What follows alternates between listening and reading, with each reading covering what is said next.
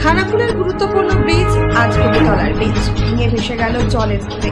ঘটনাটি ঘটে খানাকুল থানার হরিশচক গ্রামের আজকবিতলার ঘাটে সকাল 10:30 নাগাদ। 3 জেলার যোগাযোগ বিচ্ছিন্ন। 30 সেকেন্ডের রাস্তার বিকল্প 2.5 ঘন্টা ঘুরে যেতে হবে। সমস্যায় 3 জেলার মানুষ। সর্বদা ঘাটে উপস্থিত ছিল খানাকুল 2 ব্লক প্রশাসন, খানাকুল থানা, কর্তব্যরত পুলিশ কর্মীরা, রাজনৈতিক দল এবং সাধারণ মানুষের নজরদারি ছিল। ঘাট কর্তৃপক্ষ অনেক চেষ্টা করেও কাঠের ব্রিজটি বাঁচাতে পারল না। শেষমেশ নদীর জল বাড়ার ফলে গ্রাস করে নিল অর্ধেক ব্রিজটি। এই মুহূর্তে যোগাযোগ